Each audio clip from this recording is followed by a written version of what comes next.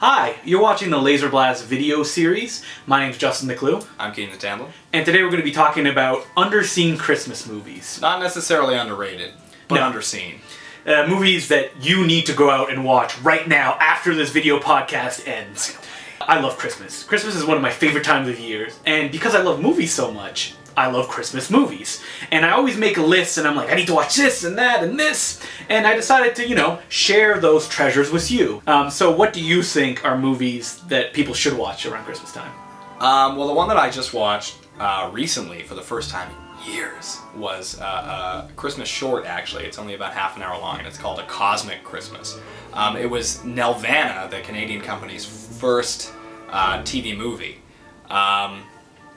And it's about a group of aliens that come to Earth to see what everybody's doing at this time. Why is this time of year so important to these people?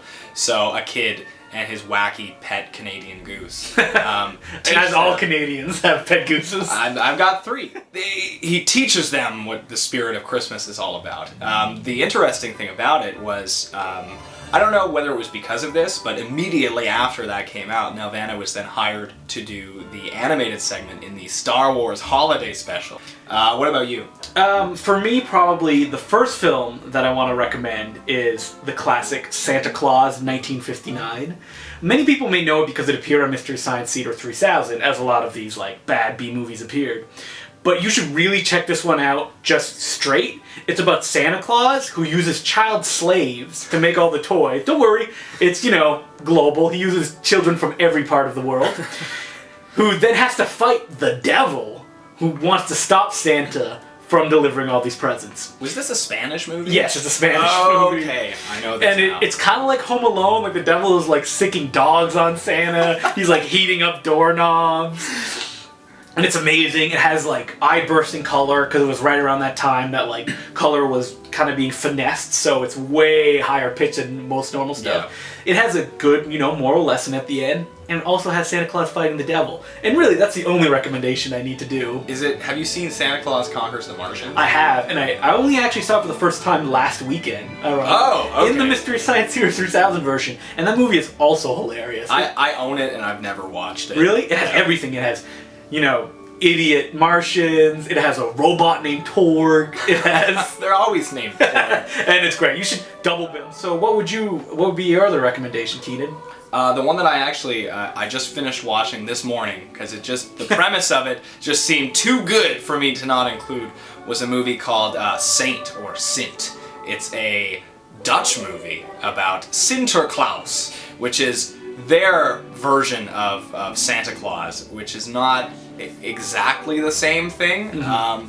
I don't know too much about their tradition, but part of it involves dressing up in blackface. Black Pete. Okay. Yeah. The legend has it that every December 5th, which is the actual day of St. Nicholas there, or I don't know if it's universal, but if there's a full moon, well, Sinterklaas will be very judgmental if you've been naughty, and will murder you. So every 32 years, he kills hundreds of children. So this movie is a comedy, despite the child murders. It is pretty wacky. The director, whose name I completely forget now. Something Haas. Yeah, Dick Haas. Dick Haas. Which is a great name. Was known for his films The Lift and Amsterdam, which I've also not seen but have read a lot about, and they look very wacky, and this movie is definitely wacky. It can get kind of weak when it comes to some of the dialogue, but the scenes with Sinterklaas disemboweling people with his giant staff are great. Speaking of evil Santa Clauses, one of the subgenres of Christmas movies is the Christmas crime film, with such films as Reindeer Games, which is great. And the one that I brought as my recommendation, The Silent Partner, which stars Elliot Gould as a bank teller who gets robbed by a evil Santa played by Christopher Plummer.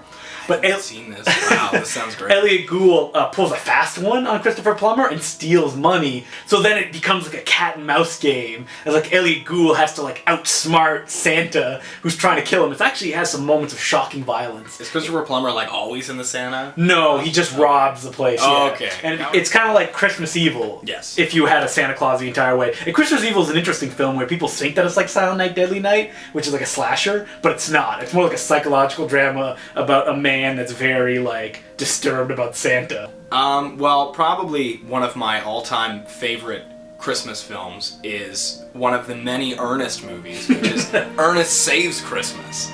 I've seen this one a lot of times. I guess it was probably the movie I watched most around Christmas season because I love the Ernest films, and they're not necessarily well-constructed movies, but this one actually had probably the most effort put into it of any of them. Maybe Ernest Scared Stupid. I guess all of his holiday-themed ones are the best. You know, Ernest chokes the turkey, and Ernest saves Groundhog Day. I think Ernest, I may be mistaken, but Ernest Christmas was a theatrical picture. Yeah, a lot of them were, actually, really? if not most. Maybe not the later ones, like Ernest Goes to Africa or Slam Dunk Ernest. I don't know about those. Ernest. That character is interesting because Ernest was a character from a series of commercials. Oh, is that where he actually originated? Yeah. Like Jim Varney? Yeah, Jim Varney was hired to do commercials as this character. And there are like wacky moments where he's like, "Hey, Vern," and it's all shot in first person perspective. Those are references to the commercials he made. And what makes Ernest Christmas special to you?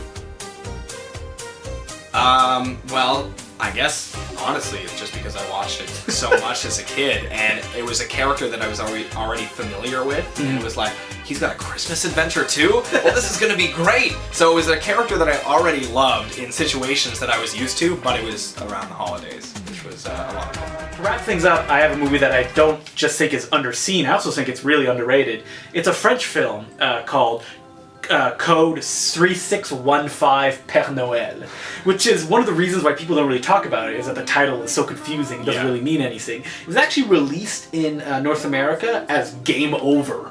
And considering that there's like a million films called Game Over, it's a little tough to pick up. Yeah. But this film is kind of crazy. It's as if Michel Soavi, the director of Cemetery Man, directed Home Alone. It's a kid who's left alone in this giant mansion with his grandfather, who is attacked by a psychotic Santa Claus.